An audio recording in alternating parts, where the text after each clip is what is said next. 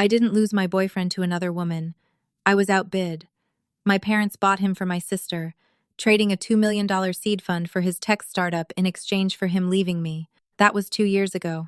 Tomorrow, they're about to realize exactly who they sold me out for. The smell of my parents' dining room always made my stomach tight. It was a suffocating mix of lemon oil polish, expensive lilies, and the distinct metallic tang of cold money. Liam's hand was sweating as I held it under the heavy mahogany table. He had been practically vibrating with anxiety for the entire 40-minute drive to the suburbs. His logistics software startup, Apex, was 3 weeks away from missing payroll. He was 28, brilliant with code, but terrible at the poker game of venture capital. I was 26, working 60-hour weeks as a junior financial auditor to cover our rent, his server costs, and the groceries we usually ate standing over the sink at midnight. Tonight was supposed to be a lifeline.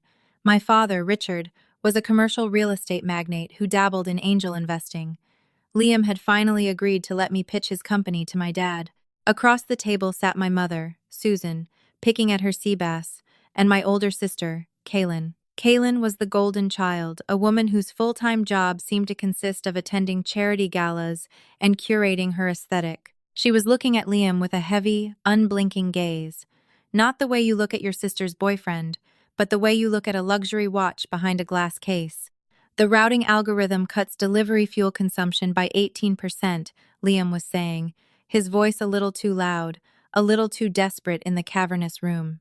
We just need the bridge capital to scale the sales team. The tech works. The numbers are there. My father took a slow sip of his Bordeaux. He didn't look at Liam. He looked at Kaylin. Kaylin gave a tiny, almost imperceptible nod. I've read the prospectus, Liam, my father said, wiping his mouth with a linen napkin. The tech is adequate. The leadership is frantic. But I see the potential. I am prepared to offer a $2 million injection. Cash. Liam squeezed my hand so hard my knuckles ground together. A sharp breath escaped his lips. Richard, thank you. You won't regret this. We'll draft the equity terms. I already have, my father interrupted. He reached into his blazer and pulled out a thick, cream-colored envelope, sliding it across the polished wood. It stopped exactly an inch from Liam's plate. 60% controlling stake. Liam's shoulders dropped. 60? Richard, standard seed is 20, maybe 30. At 60, it's not my company anymore. It's not just an investment in a company, Liam, my father said, his tone entirely conversational, as if he were discussing the weather. I invest in family. I build legacies. He steepled his fingers. Lisa, as we all know, rejected her trust stipulations. She insists on this grinding lifestyle of hers. She is not integrated into my portfolio. Kaylin, however, is preparing to step into a primary board role within my holding company. She requires a partner, a driven, ambitious partner. The dining room went completely silent. The grandfather clock in the hallway ticked. I looked at my father, waiting for the punchline. There wasn't one. I looked at my mother. She was carefully slicing a cherry tomato. I need my investments kept entirely in-house, my father continued, his eyes locking onto Liam's.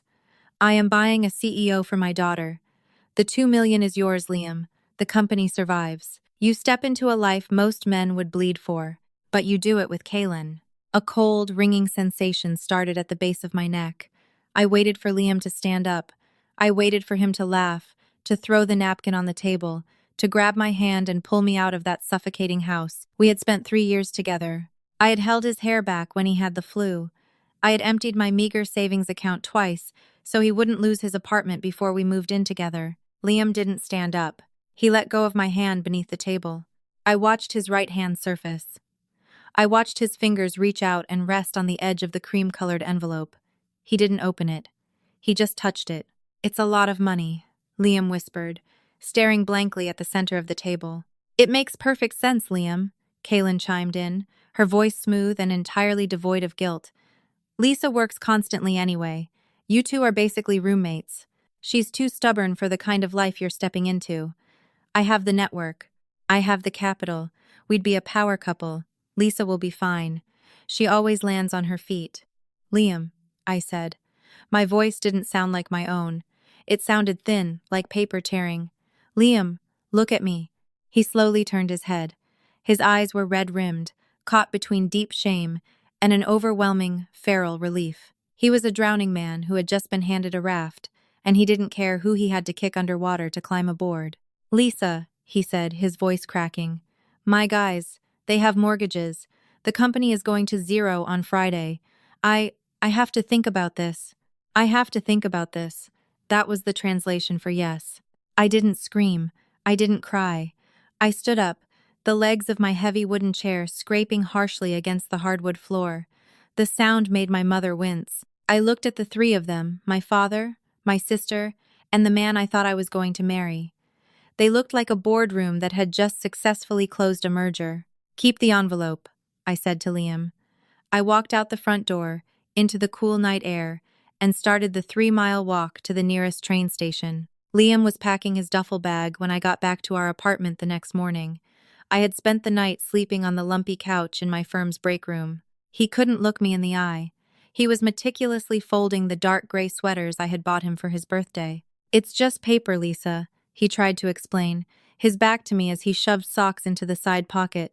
"I'm doing this for the company. It's business. Your dad practically backed me into a corner. What was I supposed to do? Fire 12 people?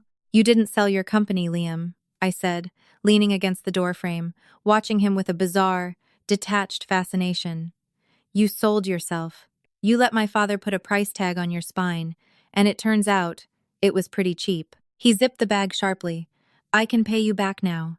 For the rent, for the groceries, I'll write you a check today." "Leave the keys on the counter," I told him, stepping aside to clear his path to the door. I didn't shed a tear until I heard the heavy metal door click shut. Then, the silence of the apartment crashed down on me, and I collapsed onto the cheap linoleum floor of our kitchen, sobbing until my ribs ached. The next day, I drove back to my parents' house one last time.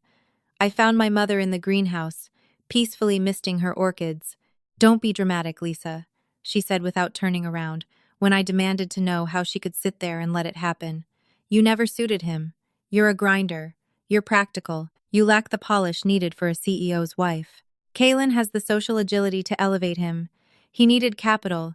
We needed to settle Kalen down with someone who has potential. It was a clean arrangement. You'll find a nice accountant or a teacher. You bought a husband for your daughter because no one in their right mind would tolerate her personality for free," I said. My mother's hand stopped mid-spray. She finally turned, her face a mask of cold fury. "Excuse me? You heard me. You're entirely transactional. All of you. Enjoy your purchase." I walked away, changed my phone number that afternoon, and blocked every single member of my family on every platform. I broke my lease, moved into a tiny, drafty studio apartment on the other side of the city, and completely severed my past from my present. For the next 2 years, I weaponized my anger. I stopped being the quiet, supportive auditor at my mid-level accounting firm. I quit and aggressively pursued a role at Kensington and Vance, a ruthless corporate restructuring and private equity firm. My job was no longer to just balance books.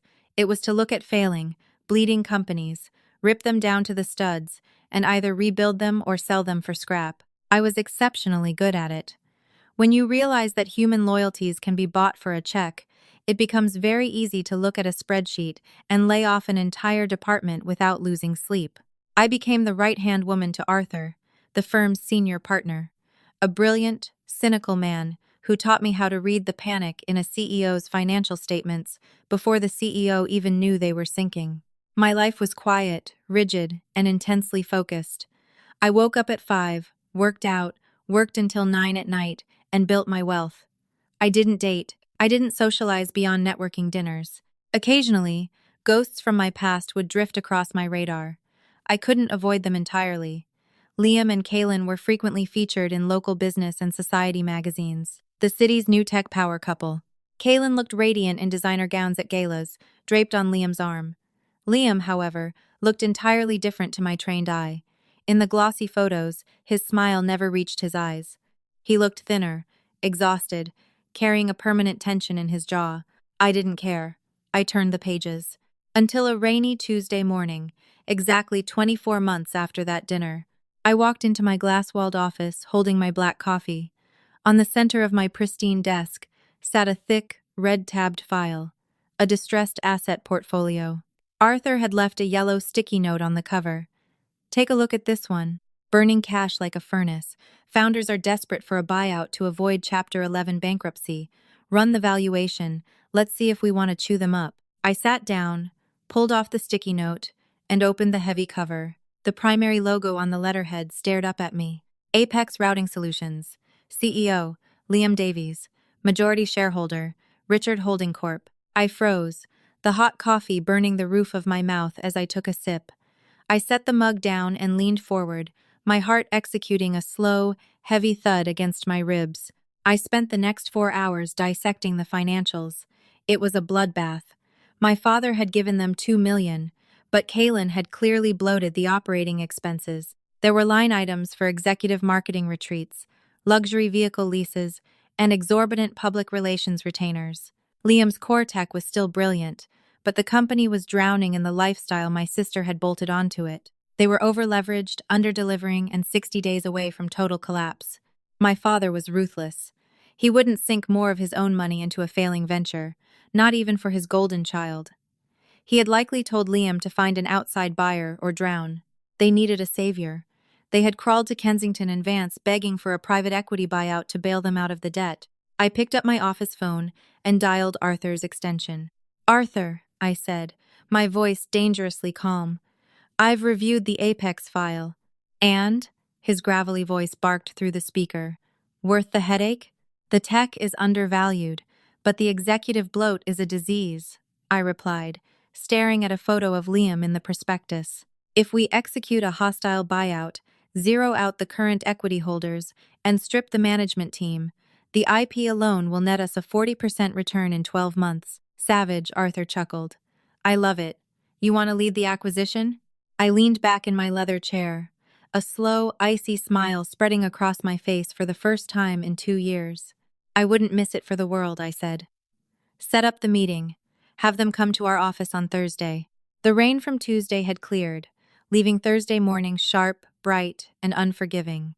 The Kensington building was a monolith of steel and tempered glass that dominated the downtown skyline. Our conference room on the 42nd floor was deliberately designed to intimidate. The table was a massive slab of black marble, the chairs were stiff leather, and the polysamic windows offered a dizzying, vertigo-inducing view of the city below. It made anyone sitting on the opposite side of the table feel very, very small.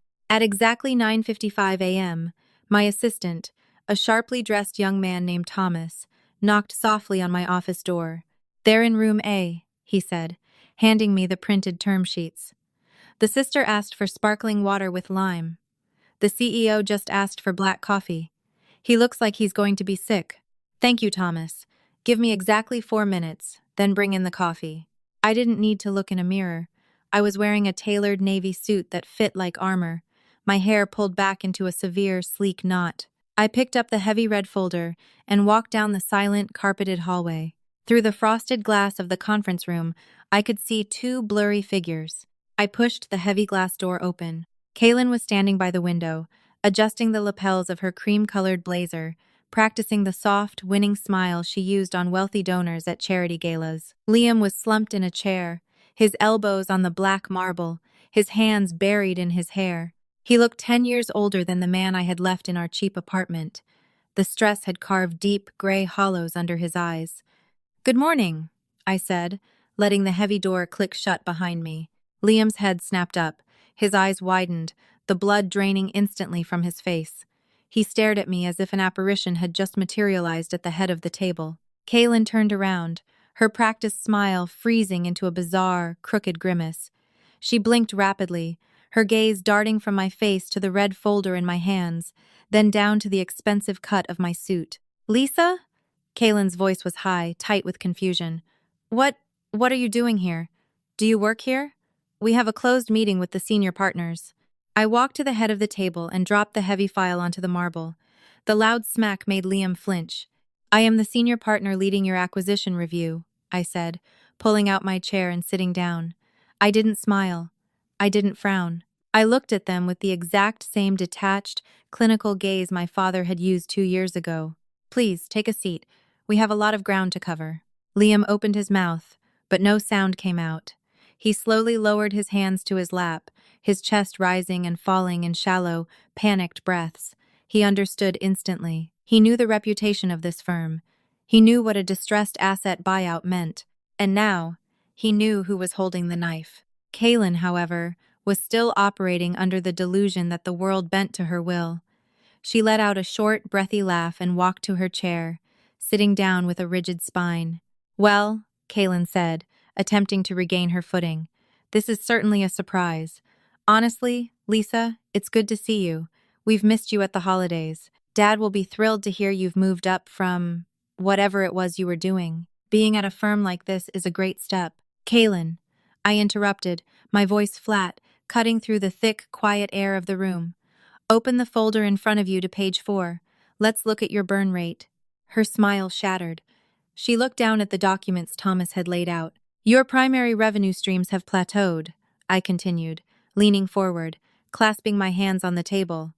"Meanwhile, your operating expenses have spiked by 300% in 24 months. Liam, your core routing algorithm is still solid, but you are suffocating it." Page 6 details the corporate card expenditures. $200,000 on brand awareness retreats in Aspen.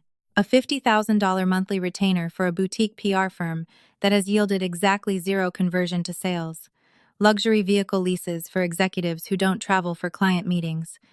"We had to establish a presence," Kaylin snapped, her cheeks flushing an ugly, blotchy red. "You don't understand tech scaling, Lisa. You have to project success to attract enterprise clients. That's how this game is played." "The game is played by making payroll, Kaylin," I replied, shifting my gaze to Liam. He was staring at the table, refusing to look at me. "Your holding company, my father's fund, has frozen your credit line. You are in technical default on your short-term liabilities. In exactly 14 days, your servers will be shut off.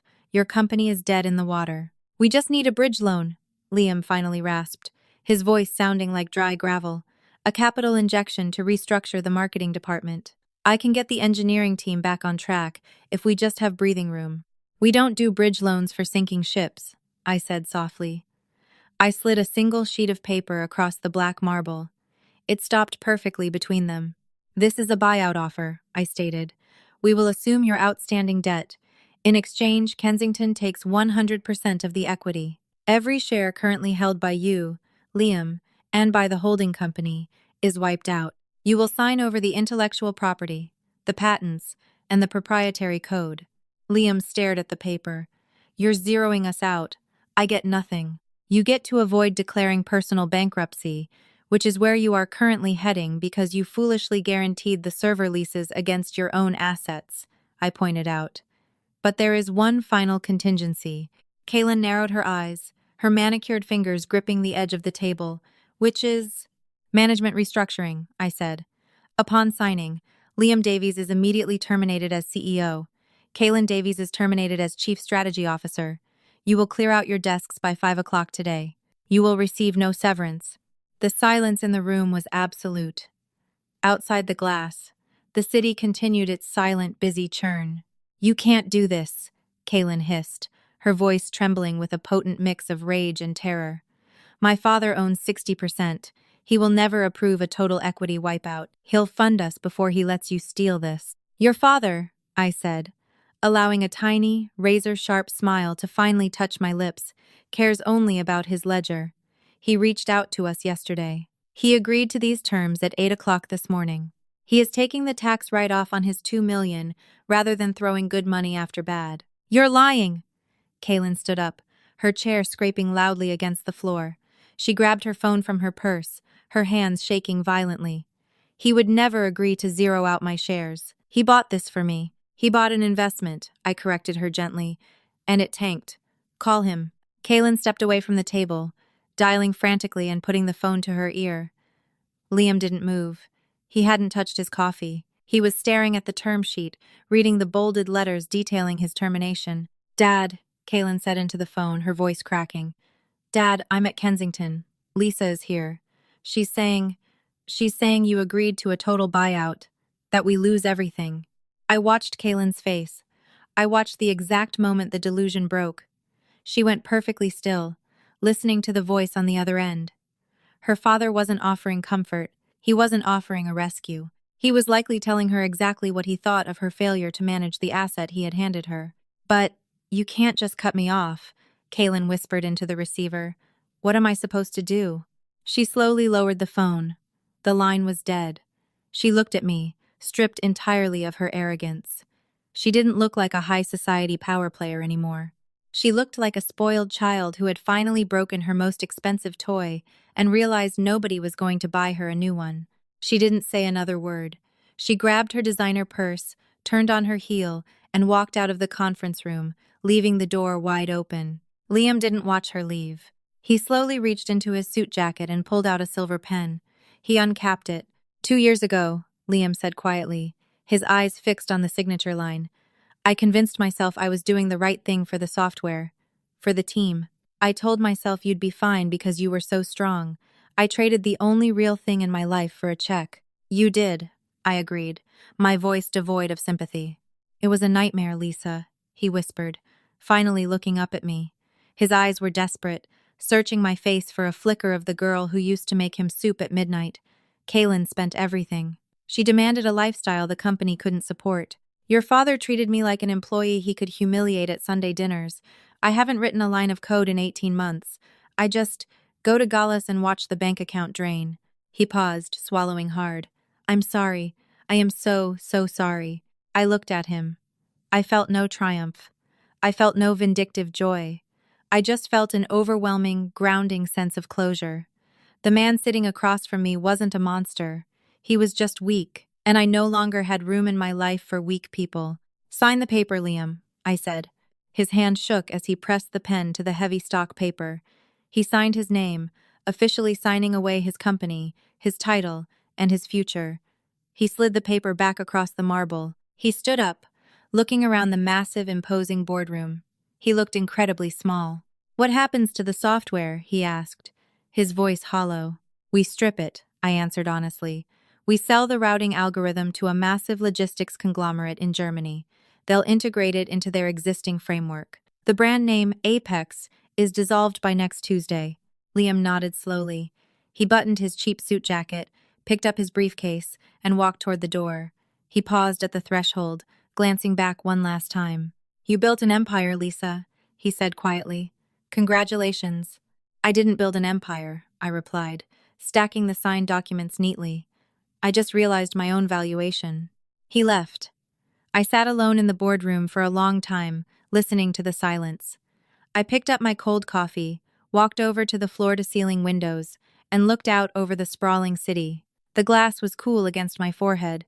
Down on the streets, people were rushing, deals were being made, lives were shifting. I had lost 2 years of my life to a betrayal that should have broken me. My family had tried to calculate my worth and found it lacking. But sitting in that high tower, holding the deed to the company they had stolen from me, I knew they had made the worst trade of their lives. They had bought a sinking ship. I had bought myself. If you loved this story of cold, calculated karma and rising from the ashes, smash that like button. It really helps the channel grow. Have you ever had to walk away from a toxic situation to find your true worth? Tell me your story down in the comments below. Don't forget to share this with someone who needs a reminder of their own value, and subscribe for more dramatic stories every single week. See you in the next one.